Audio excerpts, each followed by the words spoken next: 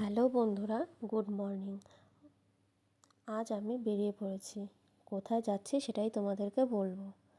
আজ রোববারে সবারই ছুটি থাকে, তাই শীতকালে ছুটিতে একটু পিকনিক করতে গেলে বেশ ভালোই হয়। তাই আজ আমরা যাচ্ছি হাসনাবাদে পিকনিক করতে। হাসনাবাদের একটি ছোট্ট গ্রামে। পাহাড়েতে সবাই পিকনিক করে, কিন্তু গ্রামেও পিকনিক করার মজা আলাদা।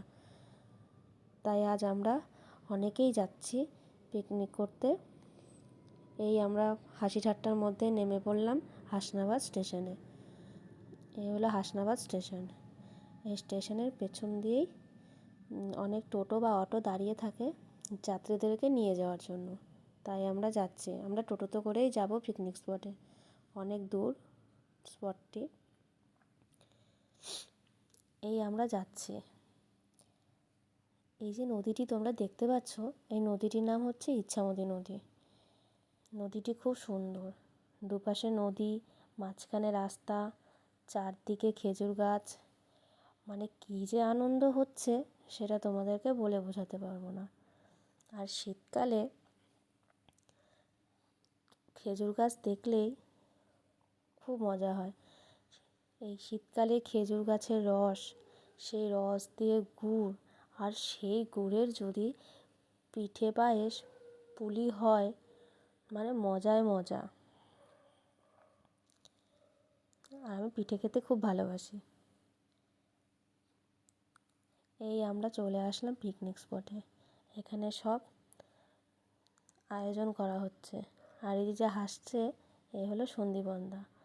সন্দীপনদাই এই পিকনিকটি আয়োজন করে প্রত্যেক বছর।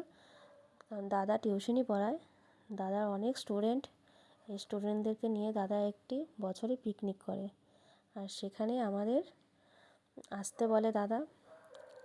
আমি এবার প্রথমবার আসছি, ও অনেকবার আসছে এখানে, আমি এবার প্রথমবার আসলাম। আমার খুব মজা লাগছিল।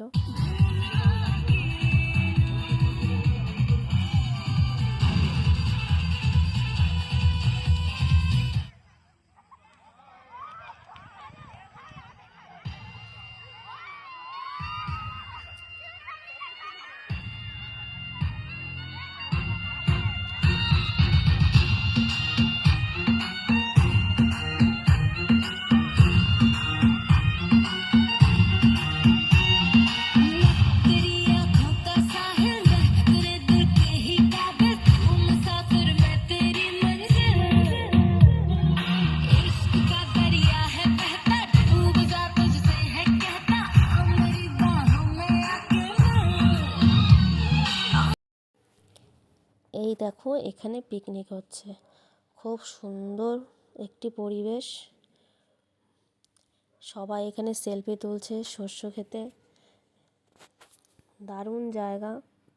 আমার তো খুবই ভালো লাগে। আর আমি ছোটোবেলার থেকে গ্রাম খুব ভালোবাসি। আমার ভীষণ গ্রাম পছন্দ। তাই আর আমি না বলিনি, আমি বললাম চলো আমিও যাব পিকনিকে। সবাই সেলফি তোলায় ব্যস্ত। কেউ কেউ কেউ নাচ করছে। তোমাদের কেমন লাগলো তোমরা অবশ্যই কমেন্ট করে জানিও। টাটা।